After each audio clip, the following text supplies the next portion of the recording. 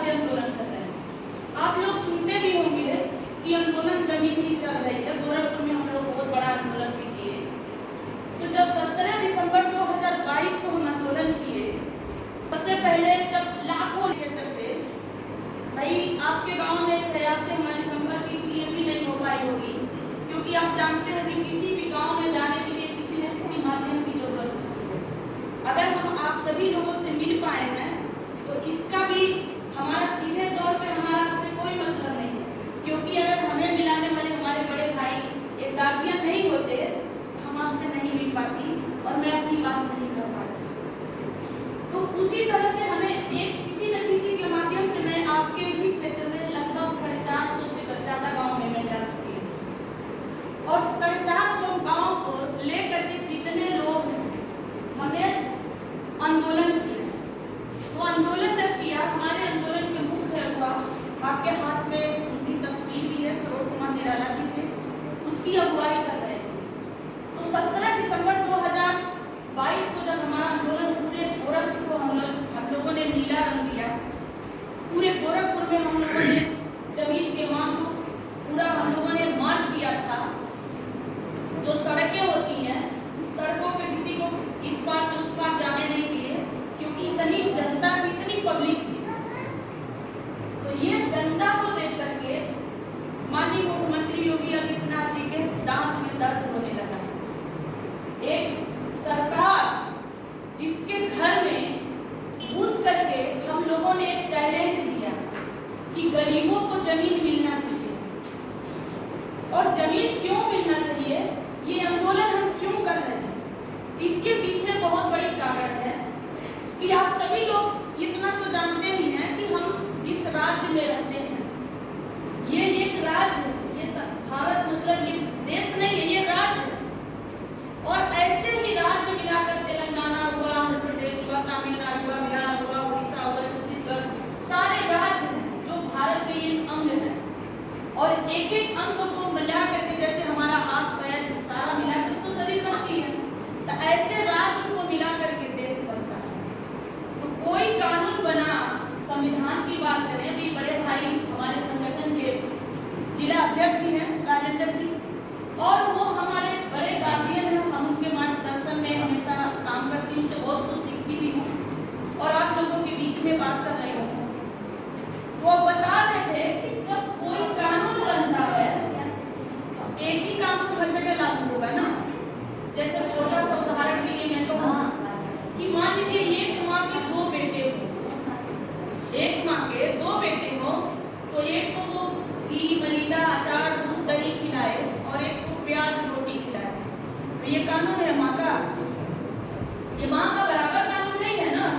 तो संविधान क्या है, एक तरह से अगर माने तो हमारा माँ बाप सब कुछ है, और वो जब लागू होगा, उसका कोई कानून लागू होगा तो हम सब पर होगा, और नहीं होगा तो किसी पे नहीं होगा। तो सवाल यह है कि तेलंगाना में 3-3 एकड़ जमीन दिया गया है। आप तेलंगाना भूमि वितरण वेबसाइट को खोलिए, आप पता करिए कि वहाँ के गरीब भूमिहीन मजदूरों को जिनके पास जमीन नहीं है, 3.5 एकड़ जमीन दिया गया। आंध्र प्रदेश में जमीन दिया गया, तमिलनाडु में भी जमीन दिया गया। तो हम लोगों ने सवाल किया, उत्तर प्रदेश में 5 किलो राशन क्यों? उत्तर प्रदेश में 5 किलो राशन क्यों मिले? और ये 5 किलो राशन आपको मिल रहा है तो ये आपको अच्छा लग रहा होगा, लेकिन मैं बताऊं ये 5 किलो राशन आप सभी लोगों को भिखारी बना देगा। मेरी बात थोड़ी सी कड़वी है, लेकिन आप भिखारी कैसे बने कि जब आप झोला लेकर कोटेदार के घर जाते हैं तो कोटेदार भी समझते हैं कि हम अपने घर से ले आए, किस तरह से बिहेव करते हैं वो आप लोगों से छुपा नहीं है। ये 5 किलो राशन में प्रधान ग्राम प्रधान भी वो भी आप पे एहसान जताते हैं, वो भी करते हैं। भाई जब चुनाव में किसी एक प्रधान की बात नहीं कर रहे थे, ये हर गांव की माहौल है, हर ग्राम सभा की माहौल है कि कुछ लोग किसी प्रधान को खड़ा करते हैं, कुछ लोग किसी का जिसका प्रधान जीत जाते हैं, और जो लोग उनको विपक्ष रहते हैं तो वो कहते हैं आप हमको वोट तो दिए नहीं।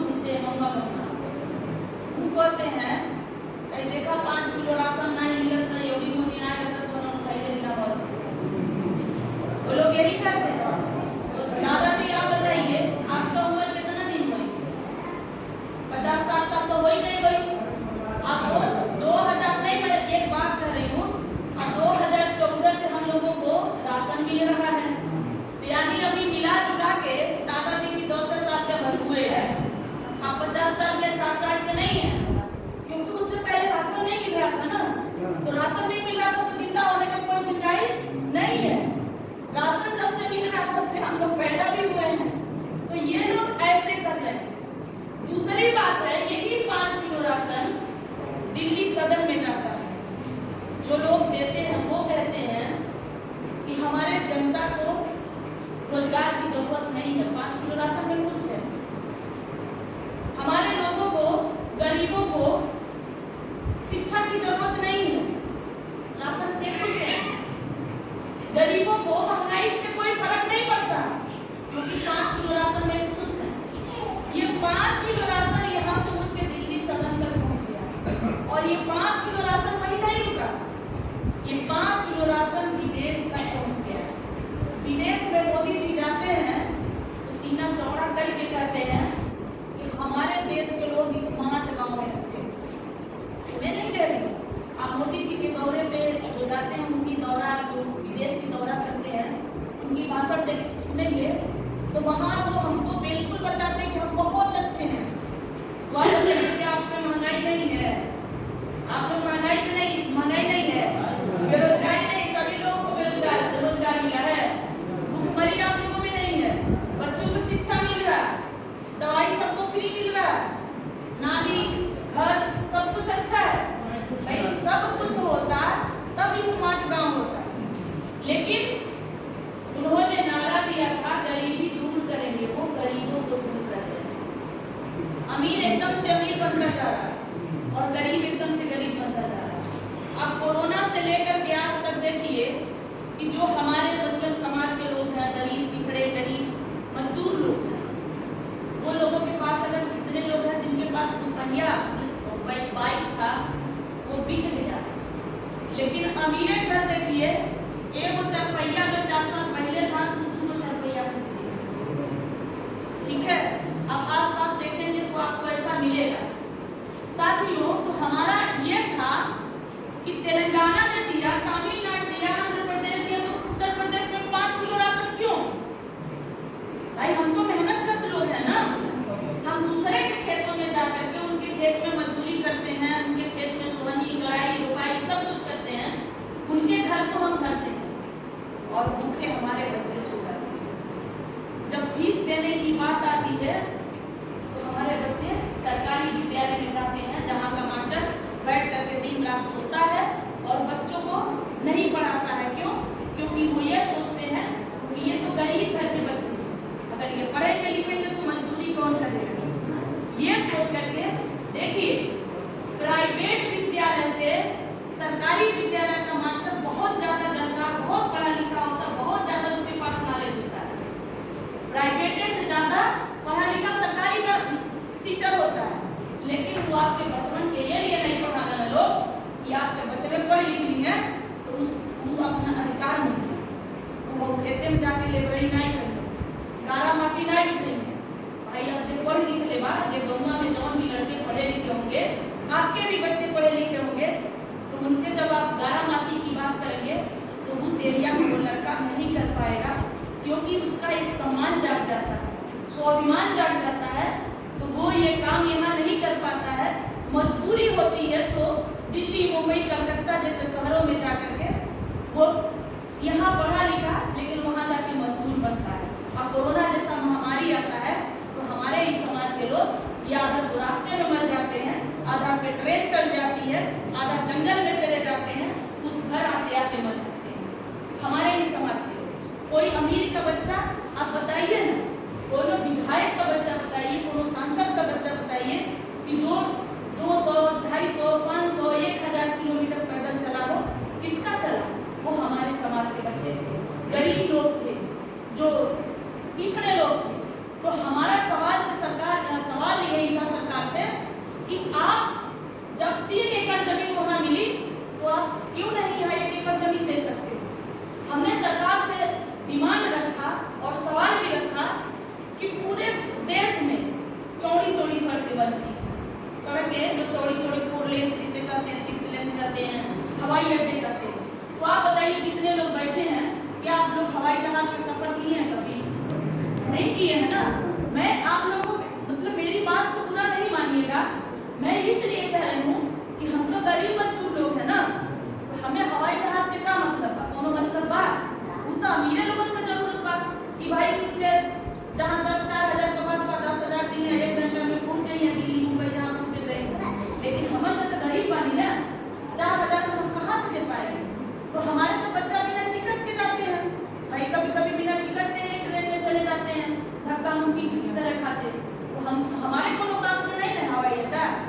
ये जो लंबी लंबी चौड़ी चौड़ी सड़कें बनी हैं, तो आप बताइए आपके पास चरपहिया गाड़ी है?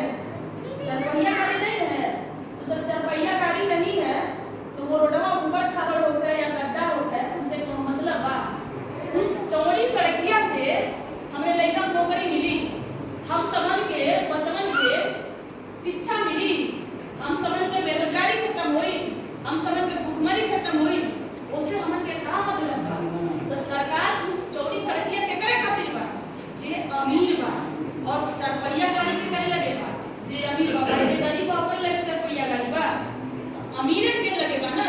तो सरकार से हमने यही मांग किया कि जब अमीरों की गाड़ी दौड़ाने के लिए आप लाखों एकड़ जमीन खरीदते हो, हजारों करोड़ रुपया लगा करके 4 लेन 6 लेन बना सकते हो, तो आप हमारे गरीबों के मान सम्मान के लिए, हमारे बच्चों के भविष्य के लिए 1 एकड़ जमीन खरीद के क्यों नहीं दे सकते?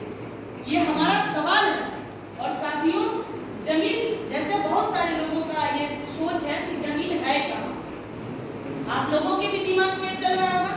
तो अभी हम यही बगल में भस्मा गांव, आपको पता होगा, आसपास में होगा, भस्मा गांव में अपने ही समाज के प्रधान है, ग्राम प्रधान अभी भी है, वो नाम तो मैं नहीं जानती। जब मैं भस्मा में मीटिंग कर रही थी तो उन्होंने, प्रधान जी ने बताया कि आज से, मतलब हमारे प्रधान होने से पहले हमें नहीं पता था कि भस्मा ग्राम सभा में 40 एकड़ जमीन है। 1-2 एकड़ जमीन नहीं है, 40 एकड़ जमीन है जो बंजर पड़ी हुई है, कोई मतलब दूसरे लोग वो जोतते बोते हैं, उस बेनाम है, किसी की नाम नहीं है। तो आप बताइए, वो 40 एकड़ जमीन अगर सरकार ईमानदारी से बांटे तो भस्मा ग्राम सभा के बेरोजगारों को मिल जाएगा कि नहीं मिल जाएगा? 40 लोगों का जिंदगी समझ जाएगी कि नहीं समझ जाएगी? और वो उसी तरह पड़ा हुआ है, जो दबंग लोग हैं वो उस पर कब्जा किए हुए हैं। उन्होंने कहा कि अभी जब मैं ग्राम प्रधान बना तो लेखपाल से नपवा करके उसको मैं निकलवाया। आप लोगों में से किसी को भी डाउट होगा तो भस्मा ग्राम सभा में जाकर पूछिए। हमारे ग्राम सभा में क्यों नहीं हमें जमीन पता चल रहा है? क्योंकि दूसरे लोग वो लोग हैं जिनके वहाँ हम चाकरी करते हैं, या उनके जैसे लोगों के वहाँ चाकरी करते हैं, उनके खेतों में मजदूरी करते हैं।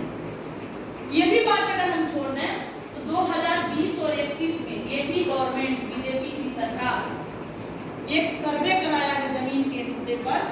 उन्होंने आईएसओ की टीम से सर्वे कराया। आईएसओ ने एक रिपोर्ट प्रेषित किया है।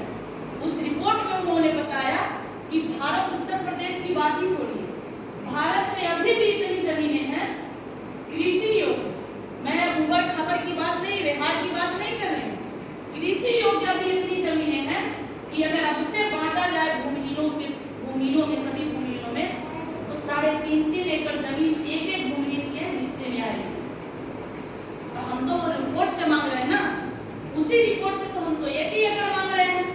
और आप भी, जो हमारे भाई लोग ना पढ़े लिखे होंगे, उनको पढ़ाया जाता कि भारत एक कृषि प्रधान देश है, मतलब भारत को जो मजबूती मिलती है पैसे से, आर्थिक इकोनॉमी मजबूती जो होती है वो कृषि पर टिकी हुई है। तो हमारे दिमाग में इतना होना चाहिए कि इतना खेती है, भारत में इतनी जमीनें हैं। तो साथियों, उसी मुद्दे को लेकर के हम लोगों ने 17 दिसंबर को आंदोलन किया। आंदोलन के बाद सरकार को हट हुई कि 17 दिसंबर को हम आंदोलन करते हैं।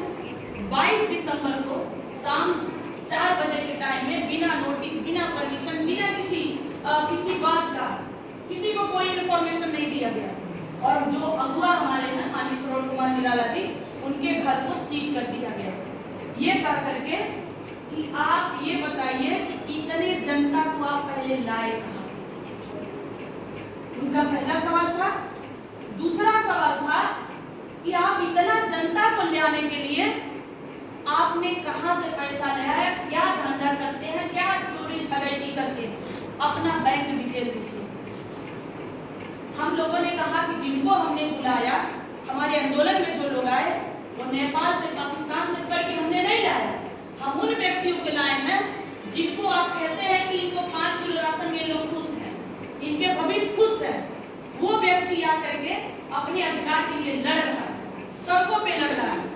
उस बात से बात नहीं बनी, हमें हाई कोर्ट जाना पड़ा। 2 जनवरी को हाई कोर्ट खुलता है, 3 जनवरी को हमारी पेशी हुई। जब हमारी बात हमारे वकील वहां कोर्ट में रखे तो हाई कोर्ट ने कहा कि अगर 24 घंटे के अंदर सरवण कुमार निराला जी का घर नहीं खोला गया तो उल्टा लटका देंगे। तो लोग 24 घंटे के अंदर आकर के सरवण कुमार निराला जी के घर खोले। साथियों, वहां भी सरकार हार गई। हम फिर दोबारा 17 मार्च को हमने आंदोलन किया। 1 दिवसीय धरना प्रदर्शन हमने कमिश्नर कार्यालय पे किया 17 मार्च 2023 को, और हमने ऐलान किया कि हम 2 चरण का आंदोलन कर चुके हैं, सरकार को बता भी चुके हैं कि एक जगह जमीन बट रही है, आप भी हमको जमीन दो। हम ये नहीं कह रहे कि किसी की जमीन छीन के दो। भाई आज भी किसी के पास 200 एकड़, 400 एकड़, 500 एकड़ जमीन है, अब किसी के पास, किसी के नहीं, खासकर गरीब पिछड़े समाज के पास लहसुन डालने तक की जमीन नहीं है। मैं घर की बात नहीं कर रही हूँ, कृषि की बात कर रही हूँ जिसमें खेती की जा रही है। तो लहसुन डालने तक की बात जमीन नहीं है। तो आप हमको बताइए, उनके बाप दादा पैदा हुए तो जमीनिया ऊपर से लेकर पैदा हुए थे, और हमारे बाप दादा नंगा पैदा हुए। अरे उनके बाप दादा भी नंगा पैदा हुए थे और हमारे बाप दादा भी नंगा पैदा हुए थे। बस फर्क इतना था कि हमारे बाप दादा को पढ़ने की उस समय अधिकार नहीं था। भाई जैसे दादाजी हैं, इनके पिताजी चाहे इनके दादाजी बिल्कुल नहीं पढ़े लिखे होंगे क्योंकि उनको पढ़ने का अधिकार नहीं था। बाबा साहब आए, संविधान लिखे, तब तो हम लोग थोड़ा बहुत पढ़ लिख पाए, नहीं तो हमें पढ़ने लिखने का अधिकार नहीं था। तो जब उनके दादा बाबा हमारे लोगों से अपने वहाँ चाकरी कराते थे तो मजदूरी पूरा नहीं करते थे, तो वो लोग क्या करते थे, बीड़ी पिलाते थे, तंबाकू पिलाते थे, सत्तू पिलाते थे, और वही बीड़ी पिलाई, तंबाकू पिलाई, सत्तू पिलाई में वो जमीन हमारे पास जो बची थी उसको भी क्या करते थे, लिखवा लेते थे, अंगूठा लगवा के ले लेते थे। उन बेईमानों ने हमारे साथ बेईमानी किया, फिर भी हम ये नहीं कह रहे उनकी छीन लो जमीन। हम सरकार से कह रहे हैं कि जो इंदिरा गांधी ने सीलिंग एक्ट का नाम आप लोगों ने सुना होगा, उन्होंने एक कानून बनाया कि किसी के पास कितना भी बड़ा आदमी हो उसके पास 12 एकड़ से ज्यादा जमीन नहीं रह सकती। कितना भी बड़ा आदमी हो, कृषि की जमीन 12 एकड़ से ज्यादा नहीं रहेगी। तो ये बताइए, किसी लोगों के पास 500 एकड़ जमीन है, आपके क्षेत्र में बाबू साहब लोग होंगे, उनके पास 500 होगा, 200 होगा, 250 होगा।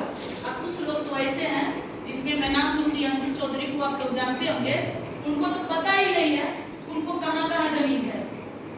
जब भी वो आती है तो 4 ब्रोकर 5 ब्रोकर उनके घर के बाहर बैठे रहते हैं, इंतजार करते हैं। कोई 5 करोड़ 5 एकड़ कुशीनगर से खोज के लाता है, कोई महाराजगंज से ढूंढ के लाता है, कोई देवरिया से ढूंढ के लाता है, कोई गोरखपुर से ढूंढ के लाता है कि दीदी जी आपका यहाँ पे 5 एकड़ मिला, आपके नाम से है। तो वो सब 50-50 में होता है सारी काम। तो हमारे कहने का मतलब यह है कि जब जमीन वो बेच ही रहे हैं तो सरकार से हम कह रहे हैं कि जब फोरलेन के लिए तुम 4 गुना दाम दिए, जो फोरलेन में जमीनिया बढ़ता है सड़किया में, तो सरकार उसका सर्किल रेट का 4 गुना दाम दे रही है। वो जब जमीनिया का मालिकियत होला वो 4 गुना, वो बड़े बीच में बिचौलिया लग जाते ले लेते हैं, वो अलग बात है, लेकिन सरकार